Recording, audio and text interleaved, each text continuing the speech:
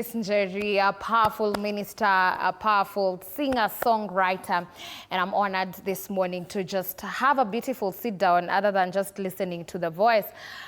Let me tell you guys, this morning, emotions are running deep. But welcome to Sifa Sunday. My script imepotea hivyo. But welcome to Sifa Sunday. This is a place to be, a segment that I get to love and enjoy, my testimony. Just about people just speaking hope and encouragement to us. And this morning, the Lord has bestowed me honor and respect to have this beautiful woman of God, a woman that I have looked up to. I remember one time, because I serve in a space where she served at some point. And that time there was a Kesha at Papa Center. Yes. And she was wearing a black dress with some gold thingies here. She was the one moderating. And I told myself, I want to be like her one day. And she was running up and you were having cornrows. Yes. So I'm going to have cornrows today. But I really admired you, Nyawira. Till date, whenever you speak, I want to be there.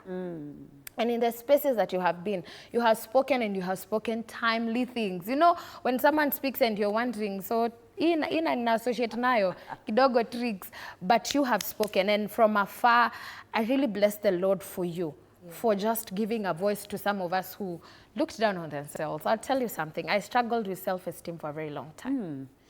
One, because I had acne, like bad acne. But you know, nowadays you do the skincare routine, kidogo kidogo, and the makeup, and you're okay. But I struggled with it. One day you were talking about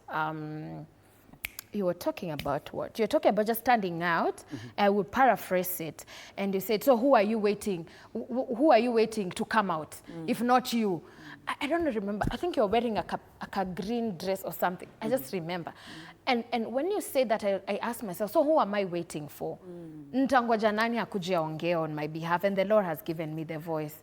And so many other spaces that you've spoken, and today when I'm sitting with you, I just want you to speak to someone who is looking up to you, because we are many, me included.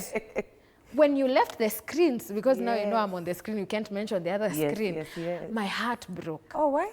Because I used to love looking at you on Sunday when you're done. And I'm Sali sema nini, Ali make joke gani, Ali, you know, like I wanted to do a replica of exactly what you've done. Wow. But I want to say thank you for honoring me this morning and sitting with me on this seat. Thank you for having me, my dear. It's been a long time coming. I'm telling you. But I'm so honored to be here. And yeah, shout out to the whole Sifa Sunday family. Yeah. Happy to be here. Shout out to VDJ Hobbs. VDJ Hobbs.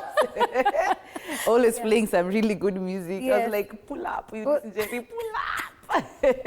But I'm happy to be here. Welcome. Really am. And I also was really blessed by Pastor Moses before in the communion segment. Yeah. So I'm happy to be You're here. welcome. Before Nyawira, because there are so many titles that Nyawira can have and has at this particular time. We've had spaces where before our name becomes the name, there are things we've gone through, right?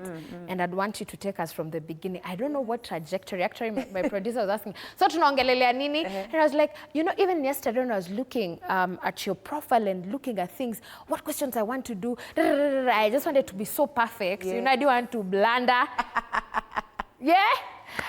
I was like, and you know, Psalms 46:10 came and said, just be still. Exactly. Be still. And today I just want us to have a conversation of this encouraging a young girl who is looking to speak like we speak. You know, I had one time when you were preaching, I think it was in Delhi, you were saying how one of the things that God did that was so wrong to Zachariah was getting rid of the... Yes. You know, you as Nyawira, you speak. How do you mute Nyawira? That's a whole sermon right there. It was so deep. I think before anything, one of my biggest introductions is that I am a believer. Yeah.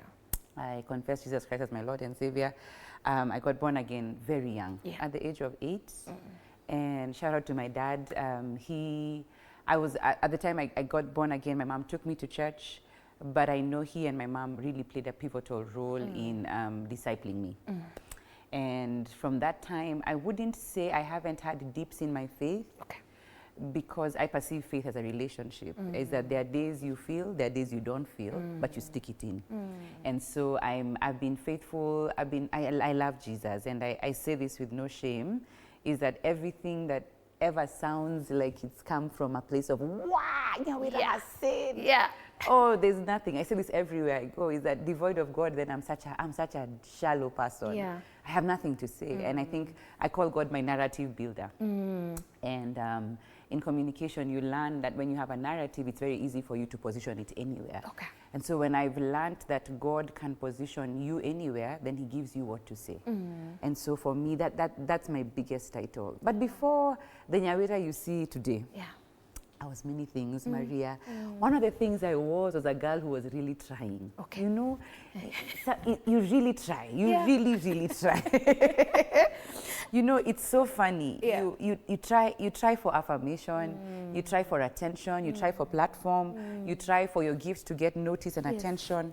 But then over the time I've come to learn, now looking back, is that at that time I wanted it so badly. And it's so funny because I couldn't define what I wanted. I just wanted to be out there. I think also age is a gift, because you look back and you're like, oh my goodness, what were you fighting for? Can you calm down? What was that? What are you doing? But it's the desire. You know, God gives you these gifts, he gives you these talents, he gives you this calling. But for some strange reason, everywhere you go, it's closing. And it's so funny because I used to feel like, yani God, wewe unajua kuniangusha.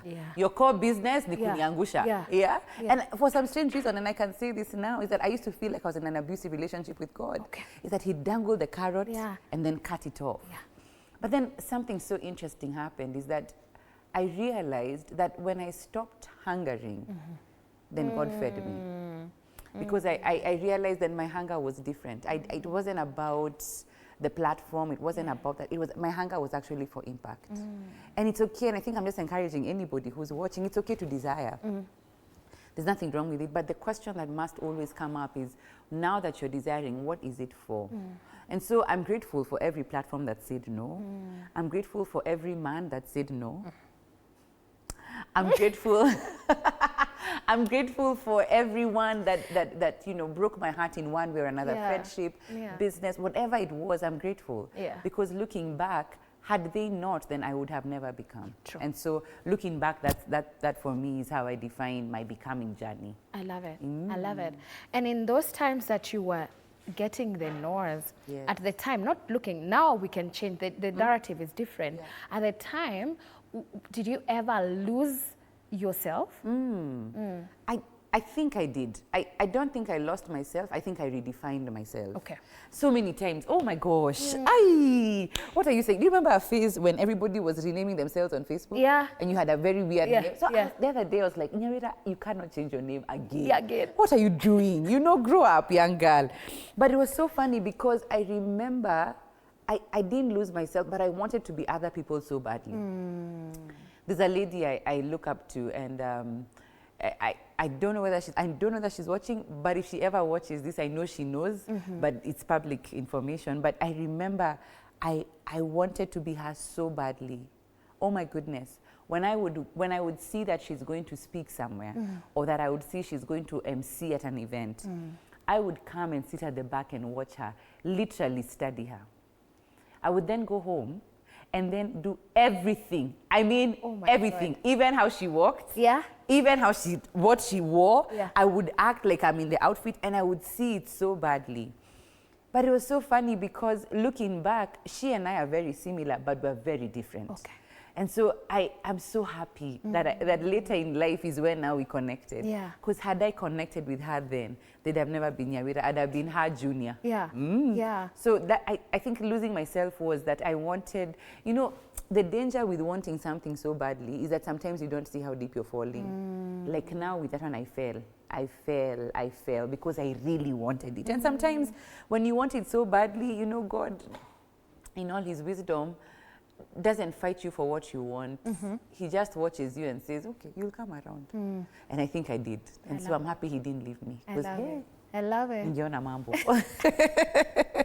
Are you comfortable? I am very. Okay. Okay. So who is this Nyawira that you're talking about? So the Nyawira you see today speaks for a living.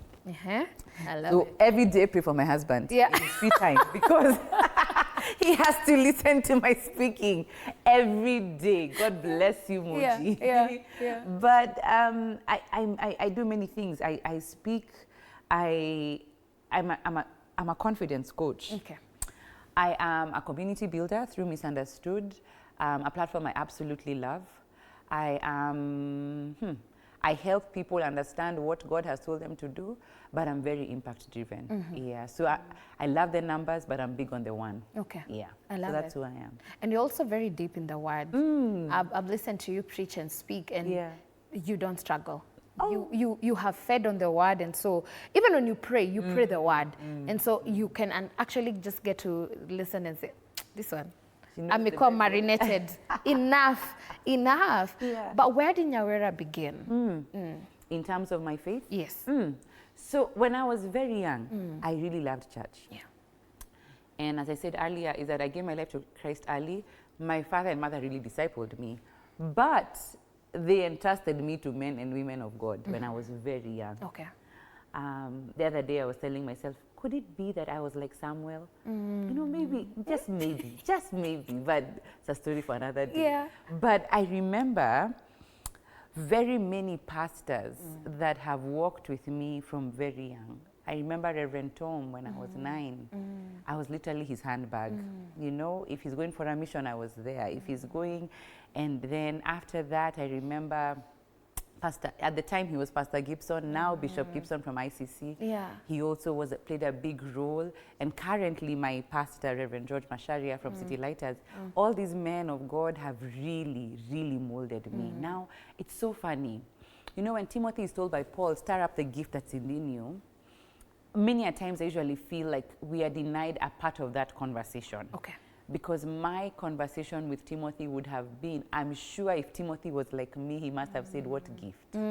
Yeah, I'm a 17-year-old. What are you doing, Paul? You Get old out. man, Yeah. telling me to start up a gift. How do you even start up? Me, do I have a mwiko? But the thing is that Paul was telling him, start it up, but he was telling him who and how to entrust this gift to. And so for me, I know that these men of God, and very many women actually, have also helped me start up that gift. Yeah. I love God, and I speak about him a lot, because you really are nothing without him. Maria, when everything fails, you know, the other day I was telling myself, you know, we're evolving as human beings. We will not be young and hot forever. When we're 80 and above, 90, 100, we'll be saying, you know, when we were young girls, yeah?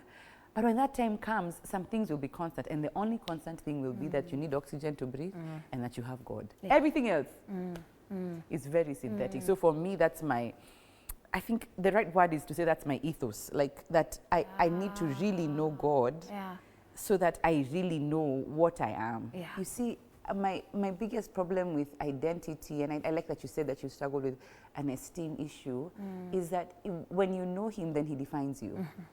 When you don't, then your acne will define you. So for me, that's my biggest win. I love it. I love it. And when you're saying you're a confident coach, yes, were you ever confident? Like, did you? What is a confident coach? Yes. So a confidence coach is, number one, I was raised confident. Okay. I grew up in a home that, and I say this every time, it's privilege. I grew up in a home that really, really pushed us to be confident. Okay. Yeah, like my mom and dad never understood that you've gone to hang out with people and you said nothing. So what are you doing there? Writing notes. So, you know, like, are you a secretary? And they really pushed us. Like, can you know, talk, say something, you know? Yeah. And so they did. They really pushed us that way. Little did I know what they were doing for me. They were telling me that my voice has room. Okay. I loved it because even with the women I talk to and the women I'm around and the girls I mentor, I realized that this is not something every girl was exposed to. There are homes where you are told, be quiet. Yeah. You have nothing to say. Yeah. And if I hear you speaking, women don't speak. Yeah, women are to be seen and not to be heard. Yeah. And it's so funny because now when I realized that, I said, oh my goodness, I need some tools because I need to know how to help these ladies. And so I took up a course in coaching, but with alignment to confidence. Okay. I think everybody has confidence in their life. Everybody, Maria. Nobody was born without it. What happens is along the way someone told you, you don't matter here. Or someone told you, why do you talk like that? Or someone told you, why do you look like that? And all these things become the voices in your mind that now we reframe. and help you see now, okay, this is no longer a conversation. Now we need to talk about your real issue. Yeah. So that's what a confidence coach is. I love it. Did you ever lose confidence in any of your steps in life? Not confidence. Yeah. It was balance. Okay. Yeah. Okay. So confidence sometimes is what the world calls ujuaji.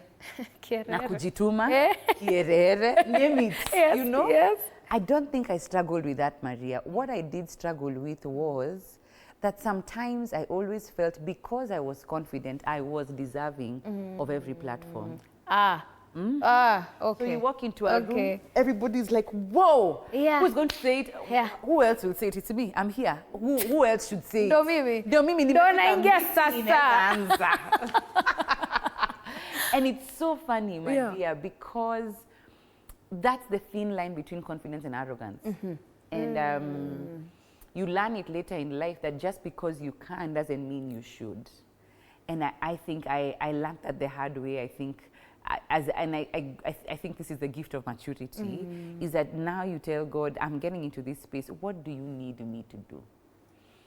So over the years, I've learned that, and sometimes I used to tell God, Aki, why are you denying me? Me, I'm the one who should deserve, I'm the one who needs this thing. I'm the one for the job. And God is like, no, you're not the one for the job. Because he blesses whoever he decides. Just not every time is not your time. And so for me, that was how I would say I struggled with confidence. But I didn't necessarily say I lost my confidence, no. I just needed to understand that I am not less confident because I have no platform. Yeah. I love it. Hi. Are you soaked in like I am? Because I'm feeling like I want to listen and listen and listen and listen to you more.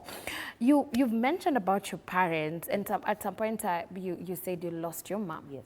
What did that do to you? Great question. So I lost my mom young. I lost my mom when I was 19. Okay.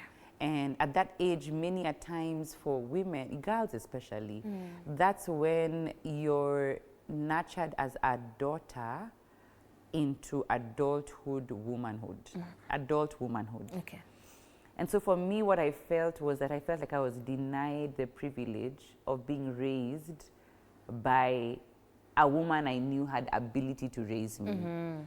And so life made you grow up quickly. You know, you couldn't be a child anymore. Grow up, stop the nonsense. You know? But I really have to appreciate my family because they didn't take up her role, but because they were raised so right, they lived so well, it was easy for me to emulate. And so for me, it was hard. It was hard. I will tell you it was hard. I struggled a bit with God in that season because my mom was a lover of God and a builder of the church. She was a very good person. But then I struggled because I wondered, why would God then take away such a good person? And you know those evil thoughts that come up because I know you're thinking them, but I'm going to say them. It's like, why would you let this peasant live and this one who's good to you die? And I felt really badly about it. But God, you know, God in all his mercy would teach me quickly that his ways are not mine. I look at that journey now, Maria, and I laugh because I think about death now very differently. I don't think about death primarily as it hurts on this side. But on the other side, there's no more sickness. On the other side, there's joy. On the other side, there's God. Now, would I want to deny somebody an eternal presence with God just because I miss them? Then let God will be done. So that's what I did. I love it. And now that, this is a bit sensitive, but now that you're just about to get your baby, have you ever thought, if such an occurrence happened to your child, how differently would you raise them, or how differently would you leave them, other than how mom left? Wow. So the first thing is to tell you that I will die. You are? I will die. You know, I think every Christian needs to stop telling us how a life on this side is worth living. You know, it is worth living, but you'll die. You see, you are an earthen vessel, and one day your tent will collapse, and you will go to glory. One of the things I've made peace with death is that it really is a door to another place. And so I can only do what God will allow me to do. If the Lord allows me to raise this child for 50, 60 years, Yes. let his name be praised. Yes. If he doesn't allow me, Yeah. then I have no issue. Yeah. Yeah. Because I can't trust God with my life, but not trust him with death. Yeah. What are you saying? Yeah. Yeah. So you'll die, you'll die, you'll die. Yeah. But the beauty about knowing that is to say, I will not sit here saying, because I'm going to die one day, I'm going to live like this. No. Okay. I will do what God needs me to do in this season. I will work what God needs me to work. When the time comes and the master calls me home, because let me let you know, there's nothing that I look forward to than seeing Jesus like this. Yeah. Oh my God, it makes me so happy. There are days I have such low days, and I don't know whether you have them. Like you're not depressed, but you're sad. Yeah. And you're so sad, and then I think, wow, there'll be a day I'll be looking at him. Yeah. Not the movie Jesus, not Passion of the Christ. Yes. All those are great, but I'll be seeing Face him. to I'll be face. like this with him. Yes. That makes me very hopeful. Yeah. So I'm hopeful for that day. Yeah. But I recognize until that day comes, there are things I need to do. So if God allows me to raise my child until 90 years and we are there looking like, you know, fossils, Yeah. let his name be praised. If he doesn't allow it, then let his name be praised. Yeah. Death does not take away from God. Yeah. No. Yeah. You have dealt with grief in a beautiful way as you get to speak. There's someone who's going through grief right now. Yeah. They're wondering, how did you even get the strength? Yes. Yeah. So number one is that this is 14 years later.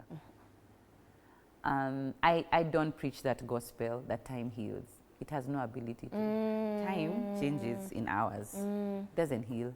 Like at now at 10 at 9 a.m. I'll be healed. What? I won't be healed from anything. God is the one who heals. But you must always remember that for you to get treatment, you must go to the doctor. Yes. Yeah, you can't sit in a corner and say, Aki, I'm broken, I'm so hurt, I have no value, I'm alone. You can't do that. And then say, God, where are you? He's looking at you and saying, come. Where? Yeah, can you just come? But I also want to say that he heals the brokenhearted. And I want to encourage you, if you're going through grief, number one, you're allowed to feel bad. You're allowed to be hurt, you're allowed to cry, you're allowed to feel disappointment, you're allowed to feel. But you are not allowed to define that feeling attached to God. Okay. No. Okay. Because if you think about it, there's this widow in the Bible, I love her. I think she's a Shunammite woman. But she's a woman, not a widow. But she's rich. She's rich. Very important. She's rich. Builds a house, a room for the prophet. So when the prophet comes into town, there's always room for her. Yes. Exactly. So she makes a nice place, a nice bed, a nice table, a nice lampstand. Prepares everything. The prophet comes and he tells her, here, this is your place, come and sleep. And because the prophet is burdened, he asks his servant, Ebu, find out what this lady needs. And the lady, she never asked for anything. The servant goes and tells them she hasn't asked for anything, but she has no child. So the woman goes, the servant goes, like, you know, they have protocol, these pastors. They're like, Pastor, I've heard the word. This woman has no child. Yeah. So the prophet comes and says, you're gonna be with child this time. And so she's like, okay, sawa, aina shida. A year later, that child dies. But the prophet is not in her home. He's elsewhere. She loads up that dead child, and she loads up the donkey with things, and she runs to the prophet. The prophet's servant meets her, and he asks her, what's troubling you? Why are you not here? Why are you here? And she says, it is well. And then the next thing is that the prophet now comes, and he says, the Lord has not shown me what's troubling you, but what's going on? What's going on, sister? And she says, this son that you gave me has died. Yeah. And Elisha gets up and he says, let's do something different. And he raises her. But she never at one point said, cast are you, prophet? Cast is your word. You are Satan's son. No. Your posture in grief is that even when it hurts you, you must recognize that all things work together for your good, even the things that hurt. And grief is painful. And you know, sometimes we talk about grief as death, but there are people who are grieving marriages. people who are going through divorce, people who are grieving friendships, people who are grieving business opportunities, grieving their former jobs. All these things, the question becomes, are you able to say it is well? And not to say it for the sake of Christian value, but to understand that even in this pain, this pain is working for my good. So for me, that's my wisdom to anybody that's going through grief, is that number one, your posture must be, it is well. But number two, your posture must be, even this is working for my good. But number three is that God can heal me. If I can't trust him to heal me, then I have a bigger problem than you think. Yeah. It's a whole sermon. It is a whole sermon. I told you, I keep it here. I'm just about to finish it. I'm thinking, I don't want to finish this. But now, you've had this, you've gone through the process. You have. And you gave birth to Misunderstood. Yes. A space where, let me tell you, there's a time I came, I think it was in Two Rivers.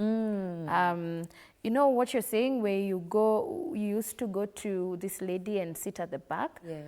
I would go and listen to you and see how you're laughing, and I would laugh like that. Shiro actually can tell you, Shiro Njuguna can tell you, I would imitate Nyawira in my house, day in, day out.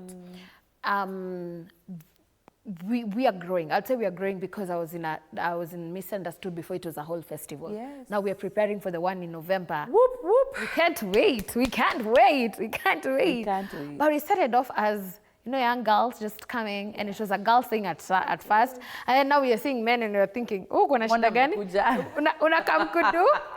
Tell us about the birth of Misunderstood and where we are going. So Misunderstood, number one, began like content. It began as videos on YouTube during COVID. Yes. My brother Ben, I was on his podcast, and his girlfriend, then now wife, walked in and said, hey, Nyawira, start your thing. Yeah. I was like, okay, sawa. By God's grace, I said, sure. And I thought no one would listen. But my husband, my boyfriend, then now husband, was seated in the room. And he said, bingo, let's make this thing happen. Yes. I thought about the name, and I loved it because one of the things I fear the most is not being understood. Okay. And so that's how Misunderstood was born. We began doing videos. This community was great, but I'm extremely extroverted. I like seeing people. Yeah. This thing for talking to a camera, I don't get it. I don't get it. Yo, picture the audience. Where are we picturing? What are you saying? Kujeni penye niko tuongee. You know? Yeah. And we had this great vision, and I remember I called Kambua. And I told her, Kambua, I want to do this thing with you, and I'd love for you to come. And at the time, she hadn't even shared her grief story. And we did our first conversation around grief. And I honor Kambua a lot, because even me, I didn't know what we were doing. But she said yes. Yeah. So we came and we did one, and that grew into almost 1, 2, 3, 1, 2, 3, 1, 2, 3, almost 9 gatherings together. But the greatest success has been not the gatherings or the many women that come, and now men. It actually is hearing people telling you, I came for this event and we had this conversation, and oh my goodness, Nyawira, here are some things. Yesterday I was somewhere and I was at an event, a women's conference actually by our church, and one of the ladies who serves in the protocol team, she walked up with me and she was like, oh Nyawira, I'm so excited, I have good news for you. I was like, tell me, you know I like good news, tell me everything. She said, I got a job. And after I got that job, I have been able to move houses. Yes. And so it sounds so small. Yeah. But I remember where she was last year at the festival. Yes. So I was looking at her and saying, Annie, God, you really do answer prayers. Yeah. And so for me, that's what we're doing. So this November, God willing, God has put together a great array of speakers. And the theme is Dream Again. And we're having this great conversation with phenomenal men and women. Oh my goodness. I love it. You know, people don't understand. At the festival, even me, I attend. Yeah. So I usually sit there with my notebook like, bring it on. Feed me now. Feed me now. Yes. And I'm so honored that they've said yes to coming. But I'm even more honored because I know this one is going to be a game changer for someone in one way or another. So I'm hopeful for that a lot. And so I can't wait to see what it's going to become. I love it. From 100 women, now we're talking collectively. I think someone did the tally last week. Collectively, now we have reached, if before this festival, we will have gathered collectively 5,000 women. Wow. Collectively. That's a whole church plus. It is. And let me tell you, that thing scared me. In fact, they were like, oh my God, Nyawira, how are you feeling? Yeah. I said, give me time. Yeah, Just need give to me time. breathe first. I need to go and talk to myself for a few minutes and Yeah. ask myself, what? You know, you think about that little girl that gave her life to Christ, that God would trust her. If that doesn't make you believe in Jesus, I don't understand what will. So for me, that's my attitude towards it. Let's dwell on that a bit. Yeah. And there's someone who is looking at us and thinking, I want to be on TV. I want to. There's always a desire to have, but then there's a whole process to it. How do we now, we are not mark timing, we are still moving, but we're still hopeful that one day that this desire that I have will come to pass. Yeah. Number one, if your desire is TV, it's an eventuality. What are you starting with? I went for a podcast recording one time, Maria, for I think a lady who invited me. So I was excited. I was like, you know what? She's an upcoming content creator. Let me go and support her. Yeah. I went and she was recording on her phone. Yeah. An entire podcast. Yeah. I left that podcast with tears in my eyes, asking God, how many excuses have I given you? Yeah. This girl, her content quality is not the best. But she's not waiting for TV. No. And she has everything for it. By then I was saying to her, I was like, guy, put this girl on a screen, Yeah. you know? Yeah. But the thing she made me realize is that you must be faithful with little. Yeah, and I think anybody who's watching me, and I'm talking to you, yes, you who's watching me now, is that the big platforms are exciting. Yeah. But where are you now and what have you started with? If you cannot be faithful with nothing, Maria, then God is not unjust to give you everything. It's not possible. Because what are you faithful with? Okay, how will he measure? Ulianza wapi? Yeah. No. Yeah. And this is not to say that God won't pick you from the trenches and then put you, because Joseph was, yeah. But even with Joseph, is that prior to the palace, you see so many two valleys in his story that could have broken him. They were building him. And so I'm encouraging you, if you're interested in the screen or interested in a big platform, is to ask you, with where you are, have you made that platform something? If you can't say yes to that question, then start now. Work backwards. Let your story be full. Yeah. You know, when I told you we were going to die, isn't it? Yeah. So one of the things that I remember when we were doing our Inuka leadership, Yeah. a course I absolutely loved. I remember our first class, we were told to write our eulogy. Okay. Aye. Yeah. Shout out to Joe leaders who Gashiri. train you. Yeah, Hey. like write down what Come you on. want written. Hey. So I never lost that notebook. But it was so funny. What you want to be celebrated for when you die is what you're working on now. So you can't have a eulogy that reads, she was born and then she died. This in between, there has to be something. Yeah, like you put in some effort, you tried, you wrote, you dreamt, you know. So I think that's my 2 cents. Step up, stop sitting and waiting. It's not coming. I love it. There are doors that you've knocked and you have been told no. There are people that have looked at you and thought, clearly, you faced rejection. Tell us about it. First, I want to shout them out. Hey! Ndo sisi sasa. Ndo sisi. I do. I want to shout them out because had you never closed that door, Yeah. I'd have entered the wrong door. You see, Maria, you're a believer, and we must believe that the steps of the righteous are ordered by God. That means even those closed doors are ordered by God. And we don't like it. Hey. No, me, I don't like rejection. It hurts me. It hurts me. It hurts me. It hurts me here. You know, that pain here. It's not the pain. It's not normal. It's like stabs. Yeah. Yeah. But the thing is that I remember one of the doors that I really was closed in my face was that I was ready actually to be on TV. And this media station did a call out and I went. And I remember going for that interview and I was sure I'm the girl. I'm the one getting this gig. Your answer has come. Stop looking. And I went and I did the screen test and I remember it was great, but I didn't get it.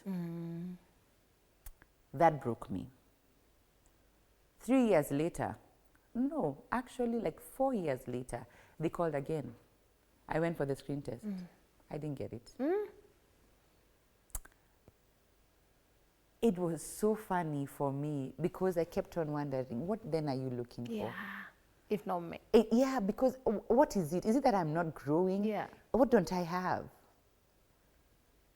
I was so disappointed in myself that I remember I was telling even God, is it that this thing for media is not my thing? Yeah. That time in church, my pastor has spoken heavy. I have a prophetic word, young lady, media is your mountain. Yeah. But he's saying it, but on this other side, that mountain, I can't even climb. I don't even have the shoes for it. I was so hurt, Maria. I was so hurt. But then I look back now and I thank God. Because I'd have never done anything, this would have been who I was. Yeah. And it's not to say it's a bad thing. Yes. It's just, it's not for me. Yeah. In this season I'm in. Yes. 10 years to come, who knows? Maybe, just maybe, sisemi kitu. But for that time, it wasn't time. So there's that. I was rejected. I tell everybody this story and I laugh at it every time. And I'm so grateful I married a very secure husband because I was chronically dumped before I got married to him. No, I was dumped. I was dumped like trash, you know. Yeah. The one for your heart is mincemeat. And I was dumped. Oh. And I remember I was so broken. So broken. And in fact, I walked to my pastor and told him, Pastor, I'm like Paul. This thing for relationships, this is my cross. I shall carry the burden of the Lord. Yes. For blessed are they that are single. They have more time for spiritual matters. Jokes on me, Maria. Yeah. A year after I had that conversation with my pastor, actually a year and a half, I was engaged. Yeah. Wow. The next year we were married. Yeah. It's funny. It's just funny.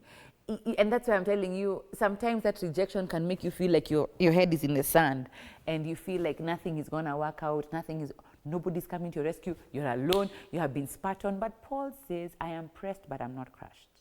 Persecuted, but not abandoned. Struck down, but not destroyed. That's the definition of understanding rejection. It can come, and it will come. If you're human, it will come. Like death, it's coming. But the thing about it is that you must understand that even if it comes, it's not the end.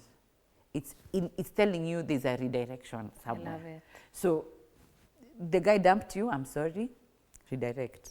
I love it. Yeah, the opportunity missed you, redirect. Yeah, the friendship has been cancelled. This long-term relationship you had thought were going to be best friends until the sunset, you're alone, redirect. I love it. Find a way out. Stop sitting in your stagnation. It's disgusting. Yeah. Then the word is disgusting. Ooh. Because now you cry. You know, people, I don't know that, you know people like those, Maria, they cry every time. Yeah. Every time you're around them, there's never a good report. Watch. Yeah. Hey, let's laugh a little. Life is for living. Yeah. I love it. Redirect. I love it. That's Nyawira. Nyawira can always draw bombshell. Nataka tuseme kuhusu kitabu as I get to wind this up. Yes. Now, more of Nyawira. Please come for Misunderstood. It's happening on the 7th. 7th and the 8th. The 7th and the 8th. And where is the venue? This is at the waterfront in Karen. Yes. Yes. And I want to see you there. Yes. Jamani, please come, please come. And of course, Nyawira has written a book, Misunderstood, Nyawira Gachugi. This is the long post alert. Yeah. Who am I? And of course, long post ni zile za captions za Instagram, pale. So I want to grab this book. Is this mine? Because I want to grab it. How much is it? No, it's so weird because, in fact, I was meant to bring you 2 and 3. Yes. But 3 has completely sold out. Okay. So this one, I think, goes for, if I'm not wrong, 1,000? Yes. Or 500, if I'm not wrong. Okay. Yeah. So me, I'll get the 3. So please get this particular book. Yes. It's right. Where are the bookshops? No. On Misunderstood. On Instagram. Misunderstood. Pre-order there. All right.